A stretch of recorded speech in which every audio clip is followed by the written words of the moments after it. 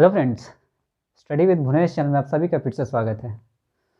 तो हमने history class में बता दिया था कि हम लोग बहुत ही जल्द बायोलॉजी की क्लास शुरू करेंगे। तो आप सभी के लिए हमने बायोलॉजी क्लास लेकर के आए। तो आज का हम लोग का जो क्लास होगा वो आज से हम लोग क्या करेंगे, बायोलॉजी का क्लास शुरू करेंगे, राइट।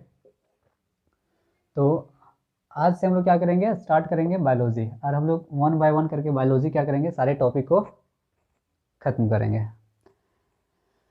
तो हम लोग बायोलॉजी बेसिकली होता क्या है, बायोलॉजी नाम कहाँ से आया, ये सब उत्पत्ति कैसे हुआ, इसके बारे में चर्चा कर लेते हैं। तो हम लोग जितने भी प्राणी हैं उस सारे प्राणी किस में आएंगे, वो सारे बायोलॉजी में ही आते हैं, क्योंकि जिस वस्तु में जान हो, लिविंग बॉडी, जितने भी वस्तु लिविंग बॉडी है जो अपनी अवस्था में क्या करते हैं, बदलाव कर सकते हैं, वो सारे किस कैटेगरी में आते हैं, वो बायोलॉजी के कैटेगरी में आते हैं, राइट। तो बायोलॉजी का जो जीवों का उत्पत्ति हुआ था वो हमने जाना था कि जीवों का उत्पत्ति सबसे पहले मरीन से हुआ था। मरीन में जितने भी, उसके बाद मरीन से फिर एग बना, एग से फिर क्या हुआ, उससे निकले, उससे क्या हुआ, फिर जीवों में म्यूटेशन शुरू होना शुरू हुआ। सबसे पहले आदमी बंदर के फॉर्म में थे, वो बंदर धीरे धीरे क्या हो गया, एक जीव के फॉर्म में आ गए। तो एक क्या हुआ, ये जो प्रोसेस है ना, वो एक प्रोसेस, उसी को बोला जाता है म्यूटेशन, मतलब वो अपने अवस्था में बदलाव करना। तो म्यूटेशन के रूप में क्या हुआ, जीवों से छोटे छोटे जीव से क्या हुए, बड़े बड़े जीव के में बदल गए। तो इस प्रोसेस में क्या हुआ, जीवों का उत्पत्ति हुआ। तो म्यूटेशन एक सबसे बड़ा शब्द आता है, म्यूटेशन। म्यूटेशन क्या होता है, एक उत्पत्ति में सबसे महत्वपूर्ण भूमिका अदा करता है, क्योंकि जीवों का उत्पत्ति सबसे पहले छोटे छोटे सेल से हुआ है। एक जीवों की पूरी बॉडी बनने में बहुत सारे सेल का योगदान होता है, बहुत सारे सेल मिलकर के एक बॉडी का निर्माण होता है, राइट। तो जीवों का जो पहला उत्पत्ति जो माना जाता है वो मरीन से ही माना जाता है, मतलब समुद्री जीव जो जितने भी हैं, मरीन एनिमल्स, उससे हुई होता है। उसके बाद उससे एक बना मरीन एनिमल से, उसके बाद एक से म्यूटेशन हुआ, म्यूटेशन वगैरह क्या क्या, एक जीवों का उत्पत्ति हुआ, राइट। जिस तरह हम लोग पढ़े थे हिस्ट्री में, जानते थे कि पहले व्यक्ति कैसे थे, वो आदि मानव थे, बंदर का शक्ल का थे, बंदर का शक्ल के फिर आदमी म्यूटेशन होकर के क्या किया, वो एक इंसान का शक्ल के रूप में आए, राइट। तो आज की जो हम लोग का क्लास होगा वो जीवों के बारे में पूरी तरह से हम लोग जानकारी लेंगे। बायोलॉजी, बायोलॉजी को बेसिकली दो भागों में बांटते हैं। इस शब्द जो है बायोलॉजी, दो भागों में तोड़ो इसको, bio plus logy, bio plus logy. Bio का अर्थ होता है लिविंग, और लॉजी का मतलब अर्थ होता है स्टडी, यानी लिविंग प्लस स्टडी। जितने भी जीवों का, इसका अर्थ क्या निकला, जीवों, सजीवों का अध्ययन, सजीवों का अध्ययन क्या कहलाएगा, बायोलॉजी कहलाता है। बायोलॉजी का जो केमिकल नेम है, बायोलॉजिकल नेम, केमिकल नहीं बोल सकते इसको, बायोलॉजिकल नेम, क्या, बायोलॉजिकल नेम, इसका नाम बायोलॉजिकल नेम रहता है साइटो, ठीक है। बायोलॉजिकल नेम क्या है इसका, साइटो, राइट। बायोलॉजी शब्द, बायोलॉजी का जो शब्द जो आया था, बायोलॉजी शब्द सबसे पहले किस व्यक्ति ने दिया था, ये शब्द कहाँ से आया था, ये बेसिकली ये शब्द है ग्रीक वर्ड से बायोलॉजी शब्द को लिया गया है, राइट। ये शब्द सबसे पहले दिया था, बायोलॉजी शब्द दिया किसने दिया था, दो वैज्ञानिक आते हैं, एक आते लेमार्क और ट्रिनी वेरस, ट्रिनी वेरस, लेमार्क और ट्रिनी वेरस, दो व्यक्ति आते हैं जो क्या कहते हैं, बायोलॉजी शब्द का नाम देते हैं कि बायोलॉजी ये शब्द है, ठीक है। बेसिकली हम लोग बायोलॉजिकल नेम इसका क्या होता है, साइटो होता है, राइट। बायोलॉजी का जनक यानी फादर किसे कहते हैं, इस फैक्चुअल को बेसिस पे है, ठीक है। जनक अरस्तु, अरस्तु को क्या कहते हैं, बायोलॉजी का जनक अरस्तु, एरिस्टोटल।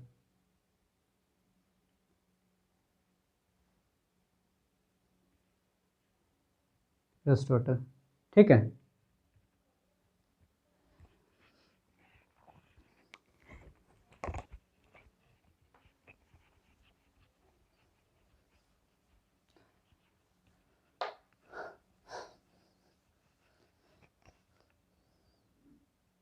सबसे पहले जब बायोलॉजी का जब पहला खोज किया गया था तो उस समय बायोलॉजी कैटेगरी में सारे जीव को रखा गया था। बायोलॉजी के सबसे पहले जितने भी बायोलॉजी के कैटेगरी में जितने भी जीव हैं उसको बायोलॉजी के फॉर्म में रखा था, जैसे कि जूलॉजी जंतु विज्ञान, यानी जानवरों को क्या किया था, बायोलॉजी को कैटेगरी में रखा गया था। लेकिन पादप को जो बायोलॉजी के कैटेगरी में रखा गया था, अगला जो बायोलॉजी के फॉर्म में कौन आता है, यानी बोटनी। बोटनी को किस में रखते हैं, बायोलॉजी में रखते हैं, यानी पादप विज्ञान, पादप विज्ञान। बॉटनी के पहले जब शुरू जब बायोलॉजी का इजाद हुआ था उस समय सिर्फ जूलॉजी को ही क्या मानते थे, लिविंग वस्तु मानते थे। पेड़ पौधे को किसी तरह का कोई लिविंग बायोलॉजी में नहीं शामिल किया गया था। तो पहला जो बायोलॉजी को लिविंग बताया था, पादप को जो पहला लिविंग बताया था, वो एक व्यक्ति आते, भारत के व्यक्ति थे, वैज्ञानिक थे, जिसका नाम हम लोग सभी लोग जानते होंगे। उनके बाद जगदीश चंद्र बसु, याद है आप लोग का, याद है ये नाम। तो आप लोग जब 5 क्लास में होंगे तब इनके बारे में कहानियाँ भी पढ़े होंगे, जगदीश चंद्र बसु के बारे में कहानियाँ, इनकी कहानियाँ आप लोग सुने हैं। तो 5 क्लास में इनकी कहानियाँ थी कि इन्होंने क्या किया था, बॉल खेल रहे थे, बैट बॉल होता है वो खेल रहे थे, तो इनका बॉल पेड़ में अटक जाती है, सुने होंगे कहानी। तो जब ये शाम के समय था, तो शाम के समय जब ये इन्होंने बॉल को उतारने की कोशिश किया तो उनकी जो मम्मी थी उन्होंने बताया कि शाम के समय पेड़ को नहीं मतलब हिलाया नहीं जाता है, क्योंकि उस समय पेड़ क्या करते हैं, सोए रहते हैं।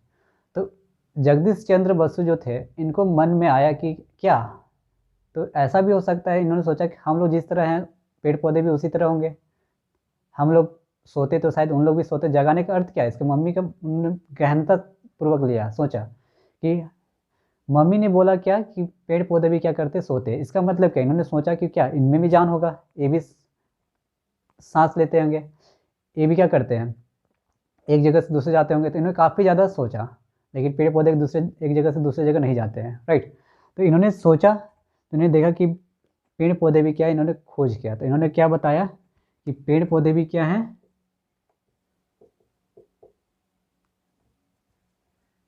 पादप भी क्या है, सजीव हैं।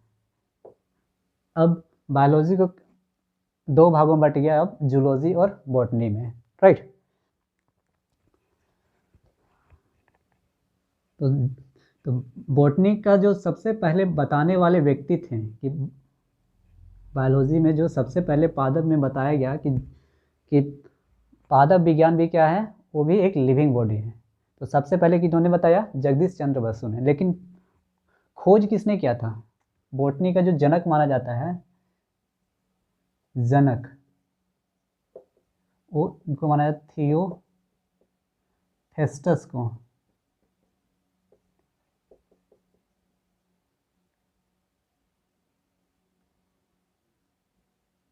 थियोफेस्टस, थियोफेस्टस को क्या माना जाता है, बायोलॉजी का, बॉटनी का जनक। जबकि जूलॉजी का जनक किससे माना जाता है, अभी तुरंत बताया, किसको? अरस्तु को, राइट। अरस्तु ने एक किताब लिखा था, इनका एक किताब था जिसका नाम था हिस्टोरिया एनिमिलिया, हिस्टोरिया एनिमिलिया। इन्होंने इस बुक में लिखा था, इन्होंने 500 से 1000 जंतुओं का क्या क्या था, अध्ययन के बारे में बताया था, बारे में बताया था। अर्थात इन्होंने 500 से 1000 ऐसे छोटे छोटे जीवों के बारे में अध्ययन किया था इन्होंने। इन्होंने भी क्या किया था, थियोपेस्टस जो थे, इन्होंने भी क्या किया था, 500 पादपों के बारे में, इनका भी एक बुक था। इनका जो बुक आता है, इनका बुक था उसका हिस्टोरिया प्लेंटेरम, हिस्टोरिया प्लेंटेरम, राइट। इन्होंने भी क्या किया था, 500 पादपों के बारे में अध्ययन किया था और इस बुक में बताया था। छोटे बड़े जितने भी पेड़ पौधे थे उनके बारे में अध्ययन किया और इस बुक में लिखा था, राइट। तो ये था बेसिकली इंट्रोडक्शन बायोलॉजी का। अब हम लोग मुख्य टॉपिक पे आते हैं।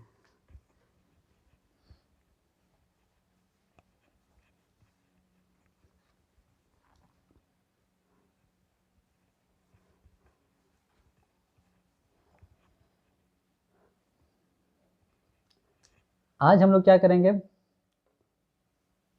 जीवन की सबसे छोटी इकाई, जीवन या फिर जीवों की सबसे छोटी इकाई किसको कहते हैं, सेल को। कोशिका से हम लोग क्या करेंगे, आज की क्लास हम लोग कोशिका से शुरू करेंगे। कोशिका, तो कोशिका बेसिकली होता क्या, एक जीव, जितने भी जीव हैं वो सारे जीव बहुत सारे कोशिका से मिलकर के बने हैं। मिलियंस ऑफ सेल्स से मिलकर के क्या एक बॉडी का निर्माण हुआ है। तो इस तरह बहुत सारे सेल्स जब ग्रुप बनाते हैं ना, तो इस तरह क्या करता है, एक जीव का निर्माण करने में सहायता मिलता है। तो जितने भी जीव हैं वो सारे किससे मिलकर बना है, सेल से मिलकर के बना है। तो सेल का जो अध्ययन होता है, स्टडी होता है, उसे हम लोग क्या बोलते हैं, साइटोलॉजी।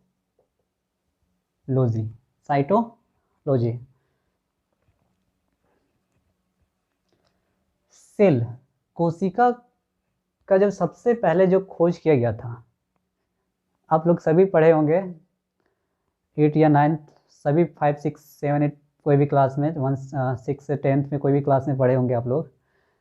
सेल का जो पहला डिस्कवर हुआ था, सेल का जो खोज हुआ था, डिस्कवर, एक व्यक्ति आते हैं जिनका नाम था क्या, रॉबर्ट हुक, याद है? इन्होंने क्या किया था 1665 ईस्वी में। वो कैसा था जीव, वो एक मृत जीव, मृत कोशिका का खोज किया था इन्होंने। जो मरे हुए कोशिका का खोज इन्होंने किया था। इन्होंने बताया था कि एक कोई भी वस्तु, जो जीव जो बने होते हैं वो किससे बने होते हैं, एक एकक सेल से बने होते हैं। लेकिन जो इन्होंने जो सेल खोजा था वो सेल कैसा था, मृत कोशिका था, मरे हुए कोशिका था। लेकिन जो अगला व्यक्ति आते हैं, अगला जो डिस्कवरर आते हैं, वो उनका नाम था Antonio Leeuwenhoek.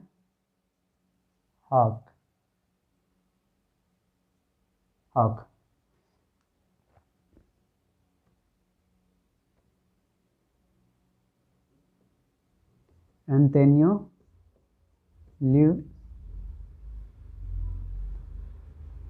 Leeuwenhoek,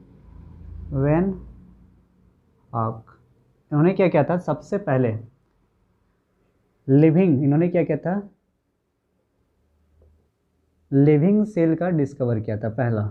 Antonio Leeuwenhoek ने पहला व्यक्ति था जो जिन्होंने सबसे पहले बताया था कि किसी भी बॉडी को बनने में, एक लिविंग बॉडी को बनने में सबसे ज़्यादा योगदान क्या होता है, लिविंग एक सेल्स का होता है। इन्होंने बताया था कि सेल एक लिविंग बॉडी है, राइट। और इन्होंने लिविंग सेल का ये इजाद किया था, खोज किया था, इजाद नहीं खोज किया था, राइट। इन्होंने तो दोनों तो खोज किया था, लेकिन इन्होंने ऐसा कोई बात नहीं बताया था कि सेल क्या क्या फंक्शन करते हैं, सेल का क्या मुख्य कार्य है। इन्होंने किसी तरह सिर्फ खोज करके रखा था, इन्होंने किसी तरह का कुछ बताया नहीं था। तो अगला जो व्यक्ति आते हैं डिस्कवरर में, वो आते हैं स्लाइडन एवं स्वान।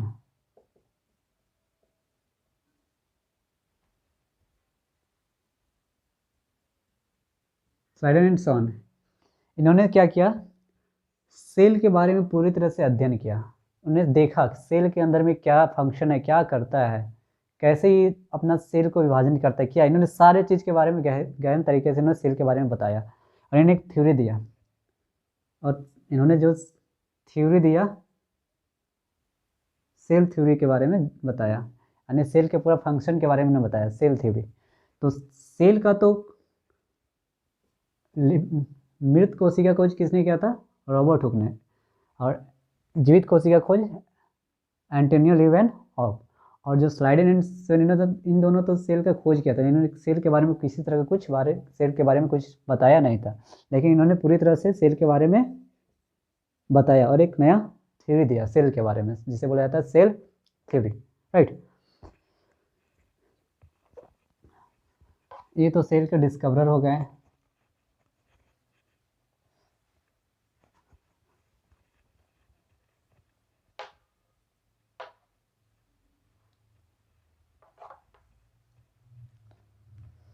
अब हम जानते हैं कि अगला हम लोग का है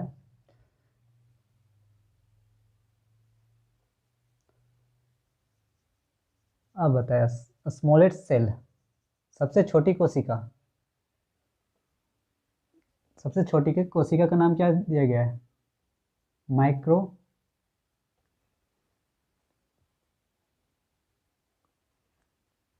माइक्रोप्लाज्मा, राइट। सबसे बड़ी कोशिका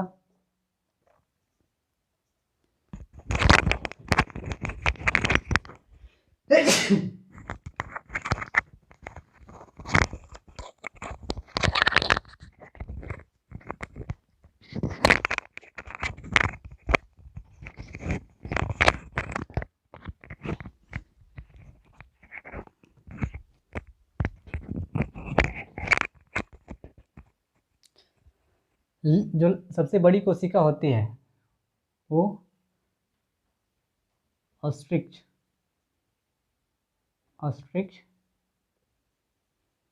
एग सेल की होती है। सबसे छोटी कोशिका किसकी कहते हैं, माइक्रोप्लाज्मा को सबसे छोटी कोशिका होती है।